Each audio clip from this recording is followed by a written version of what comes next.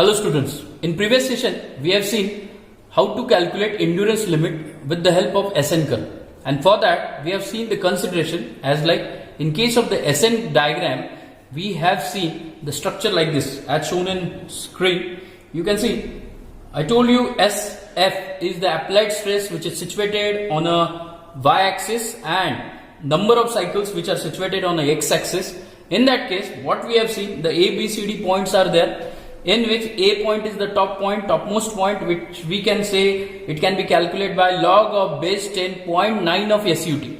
After that we have seen the applied stresses log of 10 SF, and after that point number D, that is log base 10 into SE, endurance limit. So that we have calculated, and I told you when I am interested to calculate the number of cycles I must know the applied stress, because these are the dependable parameter. If I want to require or I want to calculate the applied stress, I must know the number of cycles. Clear? So on this graph we have solved numericals also. So this was the previous scenario. Now we'll start with the cumulative damage in a fatigue. So this is the next type, or I would say type number 2 for cumulative damage in a fatigue case. What is meant by the cumulative? That is very important, first thing, because what different things we'll have to do in this type. So first of all, the endurance limit we are going to calculate over here, and that are same as that of previous one. I cannot change the factors like size factor, reliability factor, modifying factor. I cannot change. I will have to use, but in addition to that I will have to calculate the cumulative value. What is cumulative? Cumulative means the addition. It is the combination of the various parameters. As like you can see in the structure, the SF value, applied stress value, if I know, then I am able to calculate N. But it is the value, which value? This is the applied stress coming on the specimen, which we have seen in the Dr. R.R. Murray's experiment of endurance limit. Now in case of that, what we did that, I'll show, just wait. In this experiment what we have seen, this is the specimen which can be run with the particular RPM which can be given directly from the electric motor. In this case, at the time of the rotation, what will be the stresses coming over the structure while applying the weight, that we have seen. But cumulative means here, if here I am going to calculate the particular span of the time, at that respective span what will be the stress occur on this specimen. As we know, example, this specimen can move or run or rotate for 360 degree. Of course, then when this specimen is rotate at 60 degree, what kind of the stresses are generated? That will be the first cycle, we can say. Next, 180 degree, for 180 degree rotation, what will be the stress and number of cycles coming for that particular specimen, and so on. So we'll have to use a cumulative, making addition of these cycles, and then we'll have to calculate the total number of cycles on which maximum stresses occur. So likewise we are going to calculate in the structure. So that we called as the cumulative damage in a fatigue failure. So we'll have to take particular time, we'll have to take a particular number of cycles for finding these things.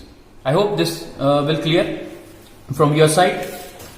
Now see, cumulative damage case, as I told you, here SF, applied stress value is situated, and here number of cycles.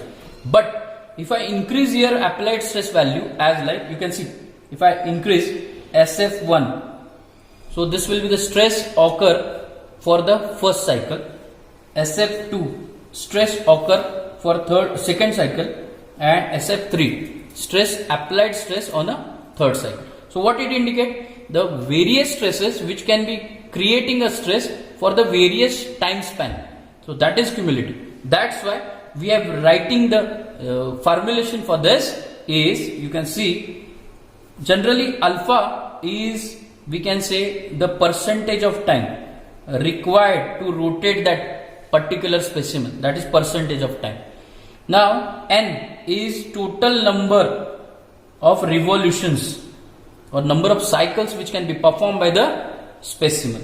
Now here I'll write, if there is a 3 cycles, for 3 cycles, of course applied stress are 3, number of cycles are 3, that's why I can write, and time lapse also 3. So that's why I can write for first cycle alpha 1 divide with respect to n1.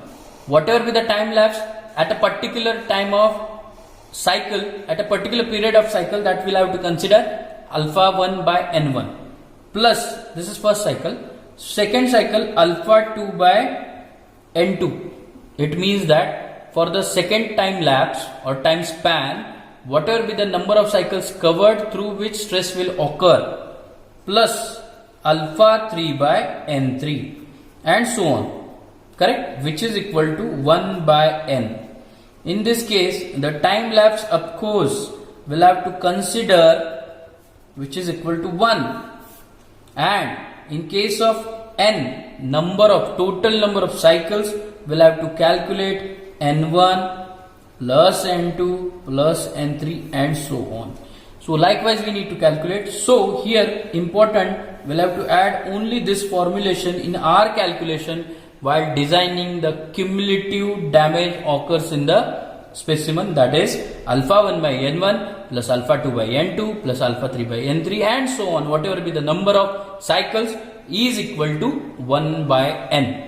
So likewise we are going to design, and as per the SN curve I told you the applied stress values are more as per the cycles, and according to that we'll have to calculate here also n1, n2, n3, correct, and then we'll have to make the total, that is total n we need to find out.